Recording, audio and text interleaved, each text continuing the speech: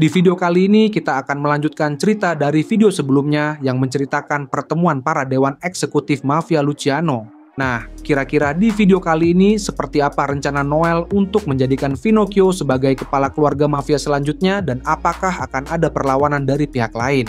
Dengan begitu, tanpa lama-lama lagi berikut pembahasan cerita kali ini. Para dewan tertawa mengejek setelah mendengar sindiran Durin. Namun, Noel sama sekali tidak takut. Sebaliknya, senyum tanpa belas kasihan terbentuk di wajahnya. Noel lalu melontarkan pernyataan tajam yang langsung menusuk harga diri Durin. Dengan nada santai, Noel mengungkapkan bahwa cara Durin mengejek orang lain demi menarik perhatian adalah bukti kurangnya kasih sayang dari orang tuanya saat masih kecil. Menurut Noel, perilaku seperti itu memalukan. Dan jika seseorang tetap tidak berubah seiring bertambahnya usia, itu hanya menunjukkan betapa buruknya masa kecil yang pernah dialami. Noel bahkan menambahkan bahwa ia turut bersimpati. Perkataan itu membuat Durin tersulut amarah. Ia langsung berdiri dengan penuh emosi berteriak dengan kasar. Namun, sebelum situasi semakin memanas, Alessio kembali mengintervensi dengan perintah tegas. Ia memperingatkan Durin untuk mengendalikan dirinya, menegaskan bahwa ini adalah peringatan kedua dan tidak akan ada yang ketiga. Tidak bisa membantah, Durin hanya bisa menggeram kesal sebelum akhirnya duduk kembali dengan penuh ketidakpuasan. Sementara itu, Noel tetap tenang dan melanjutkan pembicaraannya. Ia menegaskan bahwa perbedaan antara Seeker dan mafia sebenarnya sangat tipis. Banyak dari mereka mungkin berpikir bahwa selama ini mereka tidak pernah harus bersaing dengan Seeker. Tetapi alasan dibaliknya sebenarnya sederhana. Para Seeker mendapatkan cukup banyak keuntungan dari memburu monster Abyss, sehingga mereka tidak tertarik untuk terlibat dalam urusan mafia. Namun, Noel memperingatkan bahwa keadaan ini akan segera berubah. Perkataannya berhasil menarik perhatian penuh seluruh dewan. Mereka mulai memahami bahwa meskipun Valiant dikalahkan dengan mudah, dunia tetap akan mengalami kekacauan besar. Dalam situasi seperti itu, pekerjaan sampingan yang sebelumnya dianggap tidak menarik bagi Seeker bisa menjadi peluang yang menggiurkan. Para Seeker akan melihat dunia bawah sebagai lahan yang lebih menguntungkan dibandingkan dengan prosedur dan formalitas membosankan dalam pekerjaan utama mereka. Jika tren ini menyebar, maka yang terjadi bukan hanya satu atau dua Seeker yang menjadi penjahat, melainkan klan-klan besar yang mulai bergerak layaknya mafia. Ketika pemaparan Noel semakin dalam, wajah-wajah di meja pertemuan mulai pucat. Mereka kini menyadari ancaman nyata yang menanti di depan. Namun, Noel tidak memberi mereka waktu untuk mencerna informasi tersebut. Ia menatap mereka tajam dan melanjutkan dengan nada yang lebih serius. Ia mengingatkan bahwa selama ini mereka memang pernah menghadapi Seeker nakal yang masuk ke dunia bawah. Meskipun Seeker seperti itu seringkali tidak mampu bertahan dalam industri mereka sendiri, mereka tetap merupakan ancaman yang merepotkan. Bahkan Pinocchio sendiri pernah menghadapi masalah dengan Seeker seperti itu di wilayahnya. Meski pada akhirnya mereka berhasil disingkirkan, prosesnya tetap sulit dan penuh kekacauan karena kekuatan luar biasa yang dimiliki para Seeker tersebut. Kini, Noel memperingatkan bahwa situasi di masa depan akan jauh lebih buruk. Yang akan mereka hadapi bukan hanya Seeker nakal, melainkan klan-klan besar yang berada di puncak rantai makanan. Dan bukan hanya satu atau dua klan saja. Dengan begitu, Noel melemparkan pertanyaan yang membuat semua orang terdiam. Apakah mereka memiliki kekuatan untuk memenangkan pertempuran melawan klan-klan tersebut? Tidak seorang pun di ruang konferensi itu yang bisa menjawab pertanyaan Noel. Semua yang hadir tampak gelisah, menghindari tatapan Noel dengan gugup. Dulu, keluarga Luciano memang dikenal kuat, tetapi kini mereka sudah terlalu terbiasa dengan kedamaian. Mereka tidak lagi memiliki tenaga dan tekad untuk menghadapi klan Seeker. Kemudian Durin tiba-tiba bersuara dengan nada panik. Ia mencoba meyakinkan bahwa mereka masih memiliki para bangsawan sebagai pendukung utama mereka. Memang benar, keluarga Luciano memiliki ikatan yang kuat dengan keluarga kekaisaran. Hubungan mereka selama ini didasarkan pada keuntungan bersama. Namun, Noel hanya menanggapinya dengan tawa sinis. Menurutnya, berpikir bahwa para bangsawan akan melindungi mereka hanyalah sebuah kebodohan. Keluarga kekaisaran bukanlah teman, melainkan mitra bisnis. Jika mereka menilai keluarga Luciano sudah tidak lagi mampu mengendalikan dunia bawah, mereka tidak akan ragu untuk memutus hubungan. Para mafia yang telah banyak berkorban demi hubungan ini seharusnya menyadari bahwa mereka tidak akan mendapatkan dukungan secara cuma-cuma. Durin tampak tergagap tak mampu membalas ucapan Noel. Situasi ini membuat Alessio akhirnya angkat bicara. Ia mempertanyakan apakah kehadiran para Seeker benar-benar akan mengganggu keseimbangan kekuasaan seperti yang Noel katakan. Selama ini, tidak ada satupun klan Seeker yang mampu mengintimidasi keluarga Luciano. Noel pun menjelaskan bahwa perbedaannya terletak pada jumlah. Dalam 10 tahun terakhir, jumlah Seeker meningkat drastis. Begitu pula dengan kemampuan mereka. Sementara itu, keluarga Luciano justru mengalihkan fokusnya ke pengaruh ekonomi. Dalam hal kekuatan tempur, mereka telah melemah. Dulu, keluarga Luciano cukup kuat untuk bersaing dengan para Seeker. Tidak hanya dari segi jumlah tenaga, tetapi juga kesiapan tempur. Namun, sejak menjadi organisasi kunci di dunia bawah, mereka lebih banyak mencurahkan energi untuk mengembangkan bisnis. Kini, kekuatan mereka lebih terfokus pada modal dibandingkan dengan kekuatan bertempur. Alessio mengakui bahwa dalam hal pertempuran, mereka memang telah melemah. Namun, ia menegaskan bahwa secara finansial, mereka jauh lebih kuat dibandingkan 1 dekade lalu. Ia meyakini bahwa meskipun Seeker dapat dengan mudah masuk ke dalam dunia bawah, mereka tidak akan cukup berpengalaman untuk menumbangkan apa yang telah dibangun oleh keluarga Luciano. Durin pun menambahkan bahwa Seeker pemula tidak akan mampu melakukan hal yang sama seperti mereka. Pernyataan ini disetujui oleh seluruh anggota dewan, tetapi Noel tetap tersenyum. Baginya, ada cara sederhana bagi mereka yang belum berpengalaman untuk berhasil dalam bisnis untuk mengambil segala sesuatu dari lawan mereka. Dalam dunia ini, kekerasan adalah solusi utama, dan dalam kasus seperti ini, kekerasan menyelesaikan segalanya. Pernyataan itu langsung mendapat penolakan dari semua orang di ruangan itu. Bahkan Alessio, yang selama ini tetap tenang, tidak mampu memberikan tanggapan. Mereka tidak menyangka bahwa seseorang yang bukan mafia seperti Noel akan mengusulkan solusi yang begitu brutal. Hanya Finocchio yang tampak memahami bahwa itulah sifat asli Noel. Noel pun bertanya dengan nada mengejek, seolah tak mengerti mengapa mereka begitu terkejut. Ia mengingatkan bahwa keluarga Luciano sendiri membangun reputasi dan kekuasaannya dengan cara yang sama saat masih dalam tahap awal kejayaan mereka. Namun, Alessio hanya menggelengkan kepala. Menurutnya, bisnis keluarga tidak lagi sesederhana dulu. Merampas aset lawan bukanlah jaminan bahwa segalanya akan berjalan lancar. Noel tetap bersikeras bahwa situasinya berbeda. Lawan mereka kali ini adalah para Seeker, dan metode ini adalah cara tercepat bagi mereka untuk berhasil. Alessio masih meragukan apakah para Seeker benar-benar memiliki tekad untuk melakukan tindakan semacam itu. Tanpa ragu, Noel memastikan bahwa mereka pasti akan melakukannya. Seeker terbiasa bertindak dengan tekad dan rasionalitas tinggi. Begitulah cara mereka berkembang. Sebagai bukti, Noel menunjuk dirinya sendiri. Ia mengingatkan bahwa dirinya juga seorang Seeker, tetapi ia berhasil mencuri hak atas rel kereta api kekaisaran dari klan Lorelei, dan kini sedang mempersiapkan acara terbesar dalam sejarah kekaisaran. Para Seeker yang melihat metodenya pasti akan menirunya. Semua dewan eksekutif terpukul keras oleh perkataan Noel. Wajar saja jika para Seeker yang sedang naik daun akan meniru keberhasilan para pendahulu mereka. Begitulah cara orang-orang berkembang. Meskipun mustahil untuk meniru Noel sepenuhnya, banyak yang akan mencoba menggunakan taktik serupa untuk meraup kekayaan mereka sendiri. Mereka tidak akan ragu untuk merebut bisnis mafia dari lawan mereka. Keheningan menyelimuti ruang konferensi. Mereka yang duduk di meja itu kini tak berdaya menghadapi bujukan Noel. Alessio, Durin, bahkan Vito tak bisa berkata apa-apa sebagai tanggapan. Mereka kini percaya bahwa semua yang dikatakan Noel itu benar. Noel telah meramalkan bahwa hal-hal akan menjadi seperti ini. Tetapi bahkan saat itu, ia memberikan penampilan yang sempurna. Yang paling menakutkan dari semuanya adalah bahwa semuanya tampaknya ditakdirkan untuk terjadi sebagaimana mestinya.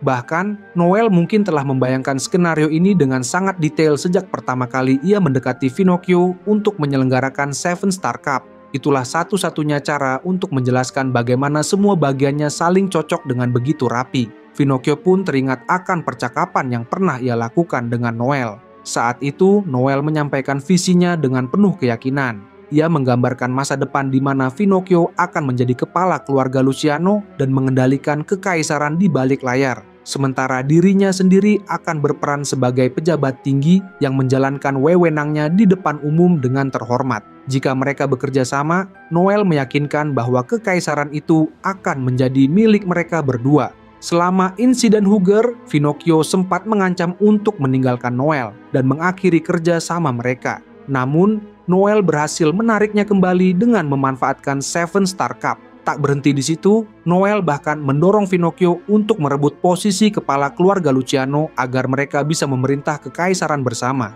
Noel tidak hanya membujuk, tetapi juga memaksa Pinocchio untuk membuat pilihan. Ia menantang Pinocchio, mempertanyakan apakah ia akan mati demi seseorang seperti Andreas atau memilih untuk naik ke puncak bersamanya. Noel menekankan bahwa hanya ada satu pilihan dan Pinocchio harus segera memutuskan. Kata-kata itu masih terngiang dalam benak Pinocchio. Ia dicap pengecut oleh seorang pemuda yang lebih muda darinya. Amarah dan kejengkelan bercampur menjadi satu, tetapi yang lebih menyakitkan adalah rasa malu atas ketidakmampuannya untuk bertindak. Emosinya benar-benar kacau. Namun di balik semua itu, ia merasakan kobaran api dalam dirinya. Bersama pemuda ini, ia yakin bahwa mereka bisa mencapai puncak. Begitulah kuatnya pengaruh Noel saat itu. Namun, kini Pinocchio menyadari sesuatu yang berbeda. Dulu ia mengira bahwa Noel adalah rekan yang tepat untuknya.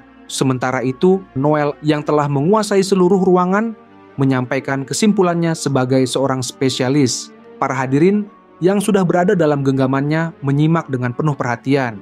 Jika ini adalah sebuah drama, Noel adalah satu-satunya pemain di panggung, sementara yang lain hanyalah penonton. Sebagai penutup, Noel mengajukan sebuah pertanyaan yang mengguncang ruangan. Ia menantang siapapun di sana untuk menjamin bahwa mereka mampu melaksanakan tugas dan tanggung jawab sebagai kepala keluarga Luciano di masa depan, ketika klan Seeker telah berubah menjadi mafia yang saling berebut kekuasaan. Ruangan menjadi sunyi setelah Noel mengajukan pertanyaan tersebut. Durin, yang biasanya paling vokal dalam dewan eksekutif, kini hanya terdiam. Bahkan Alessio, sosok yang dianggap paling cocok untuk peran kepala keluarga, tidak mengatakan apapun.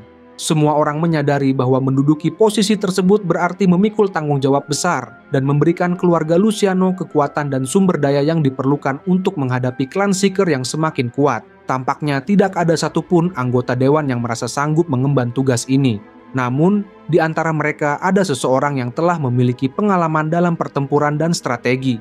Seseorang yang memiliki kekayaan besar serta koneksi dengan seorang Seeker yang cerdik dan berbahaya. Sosok itu pun akhirnya bangkit dari kursinya. Pinocchio berdiri, menyatakan bahwa dirinya sanggup mempersiapkan keluarga Luciano untuk menghadapi kekuatan apapun yang mungkin datang. Ia meyakinkan bahwa di bawah kepemimpinannya, keluarga Luciano akan mencapai tingkat yang lebih tinggi. Seruannya awalnya hanya disambut dengan tepuk tangan kecil, namun tak lama kemudian, sorak-sorai menggema di seluruh ruangan. Satu persatu anggota dewan eksekutif mulai meneriakkan namanya sebagai kepala keluarga baru mereka. Durin tidak bisa menerima situasi itu. Ia berusaha menghentikan mereka, meneriakkan protesnya, tetapi semuanya sudah terlambat. Dengan hasil dari turnamen, pengalaman bertarung Pinocchio, dan kata-kata persuasif Noel, kini semua orang tahu dengan jelas siapa yang harus mereka ikuti di masa depan. Durin terus berusaha melawan, bersikeras bahwa ia menolak menerima Pinocchio sebagai kepala keluarga mereka. Namun, Alessio hanya menggelengkan kepala dengan senyum kecil. Dengan nada menyerah, ia mengakui bahwa mereka telah kalah dan bahkan menawarkan jabat tangan kepada Pinocchio sebagai tanda penerimaan. Sementara itu, Vito tampak puas dengan hasil yang telah ditetapkan dan mengumumkan dengan lantang bahwa kepala keluarga baru mereka adalah Pinocchio Barzini. Suara tepuk tangan semakin menggema di ruang konferensi. Di tengah hiruk-pikuk perayaan itu, Pinocchio melirik ke arah Noel, yang hanya tersenyum dan bertepuk tangan dengan tenang. Bagi Noel, ini adalah momen lahirnya seorang penguasa mafia yang baru. Namun, bagi Pinocchio sendiri, maknanya berbeda. Dalam hatinya, Pinocchio akhirnya mengakui sebuah kebenaran yang sebelumnya enggan ia terima. Ia bukanlah seorang tuan, bukan seorang pemimpin sejati. Yang berdiri di hadapannya saat ini, Noel bukan lagi sekadar rekan baginya, melainkan pemimpin yang kepadanya ia akan berjanji setia sepenuhnya. Ia menyadari bahwa kenaikannya ke posisi ini sepenuhnya berkat kecerdikan dan perhitungan Noel. Tentu, ada sedikit rasa frustrasi dalam dirinya karena berada di bawah bayang-bayang seorang Noel yang dianggap lemah karena memiliki kelas stalker. Namun, lebih dari itu, ia merasakan sesuatu yang lain, yaitu sebuah keyakinan bahwa inilah jalan terbaik. Dengan senyum kecil, Pinocchio menatap Noel dan bergumam pelan, merasa puas dengan hasil akhirnya. Ketika pertemuan berakhir dan semua orang meninggalkan ruangan, hanya Alessio dan Durin yang masih bertahan. ditemani para ajudan mereka. Durin tampak kesal, menghentakkan kakinya dengan penuh amarah. Baginya, Pinocchio telah meremehkannya, dan ia merasa diremehkan oleh keputusan yang baru saja diambil. Ia menoleh ke Alessio dengan ekspresi penuh kemarahan, mengharapkan reaksi yang sama darinya. Namun, yang ia lihat hanyalah Alessio yang dengan tenang menyalakan cerutunya, seolah keputusan itu bukan sesuatu yang mengejutkan baginya. Alessio memahami kemarahan Durin, tetapi ia juga tahu bahwa keputusan sudah dibuat. Dewan eksekutif telah menyetujuinya, termasuk dirinya sendiri. Ia bisa saja menolaknya, tetapi itu tidak akan mengubah kenyataan bahwa Pinocchio kini adalah kepala keluarga yang baru. Durin tidak bisa menerima begitu saja. Baginya, jika mereka hanya diam dan menerima keputusan ini, maka seluruh organisasi mafia akan sepenuhnya berada di bawah kendali Pinocchio. Namun, bagi Alessio, tidak ada yang bisa dilakukan untuk mengubah situasi ini. Keputusan sudah final dan perlawanan hanya akan berakhir sia-sia. Ekspresi Alessio menunjukkan bahwa pembicaraan ini tidak akan mengarah kemana-mana. Ia mengembuskan asap cerutunya ke udara, sementara Durin terus berusaha menahan amarah yang membuncah di dadanya. Baginya, Alessio seharusnya yang menjadi kepala keluarga. Pinocchio telah mencuri posisi itu darinya. Ia tidak bisa memahami bagaimana Alessio bisa menerimanya begitu saja. Namun, Alessio melihatnya dengan cara yang berbeda. Kali ini, Pinocchio telah memainkan kartunya dengan lebih baik. Tidak ada gunanya menolak kenyataan. Menerima kekalahan dengan lapang dada adalah satu-satunya pilihan yang masuk akal. Durin semakin frustrasi. Baginya, sikap pasrah Alessio adalah bentuk kebodohan. Ia tak lagi bisa menahan emosinya, bahkan terhadap seseorang seperti Alessio, yang sebelumnya selalu ia hormati. Selama ini ia tetap diam dan menuruti perintah karena percaya bahwa Alessio akan menjadi kepala keluarga. Tetapi kini, dengan kenyataan yang ada, ia merasa telah dikhianati. Maka ia memutuskan untuk melampiaskan semua yang selama ini ia tahan. Tidak ada lagi alasan untuk menahan diri. Di bawah tatapan tajam Alessio, Durin dengan penuh tekad menyatakan niatnya. Baginya, Pinocchio bukanlah kepala keluarga yang sah. Ini bukan hanya tentang kepemimpinan, tetapi juga tentang balas dendam atas kematian ayahnya. Ia memiliki alasan yang kuat untuk bertindak. Alessio mengakui keberanian Durin, tetapi ia meragukan apakah Durin benar-benar bisa mengalahkan Pinocchio. Durin, di sisi lain, merasa tidak gentar sedikit pun. Menurutnya, satu-satunya alasan Pinocchio bisa menjadi kepala keluarga adalah karena bantuan seorang seeker bernama Noel. Tanpa Noel, Pinocchio tidak akan ada apa-apanya. Baginya, Pinocchio hanya beruntung. Dan karena itu, Durin sudah memiliki rencana. Ia akan membunuh Noel terlebih dahulu. Alessio hanya bisa menggelengkan kepala. Baginya, ide itu hanyalah kebodohan belaka. Noel bukanlah target yang mudah. Sebagai salah satu anggota Regalia, kekuatannya bukan sesuatu yang bisa diremehkan. Namun, Durin tidak peduli. Ia tidak mengincar Regalia, sasarannya hanya Noel, dan hanya itu. Menurut Durin, Wild Tempest kuat karena para anggotanya yang lain, bukan karena Noel. Bagi Durin, Noel hanyalah seorang talker, seorang yang lemah dan tak memiliki kekuatan bertarung yang sesungguhnya. Ia yakin bisa melakukan apapun yang ia inginkan terhadapnya. Alessio begitu tercengang oleh kesombongan Durin hingga ia tidak dapat berkata apa-apa. Tetapi Durin justru menganggap keheningan itu sebagai tanda kemenangannya. Suasana hatinya membaik dan ia bahkan mulai tertawa terbahak-bahak. Dengan penuh keyakinan, Durin menegaskan rencananya. Pertama, ia akan membunuh Noel. Setelah itu, ia akan memenggal kepala Pinocchio. Lalu, dengan mengambil seluruh kekayaan yang dimiliki Pinocchio, ia akan menjadi kepala keluarga yang baru. Jika Alessio bersedia berlutut di hadapan bos barunya, mungkin ia akan mempertimbangkan untuk tetap membiarkannya berada di sisinya. Alessio tidak memberikan jawaban yang pasti. Ia hanya menyatakan bahwa ia akan mempertimbangkannya. Namun, Durin menganggap itu sebagai tanda bahwa ia telah berhasil meyakinkan Alessio. Dengan penuh semangat, Durin mengumumkan bahwa ia harus segera pergi karena banyak hal yang harus ia lakukan. Tanpa menunggu jawaban lebih lanjut, ia melangkah keluar dengan percaya diri, siap untuk melaksanakan rencananya. Oke, itu saja pembahasan cerita kali ini. Jangan lupa untuk like, share, dan subscribe. Sampai jumpa di video berikutnya.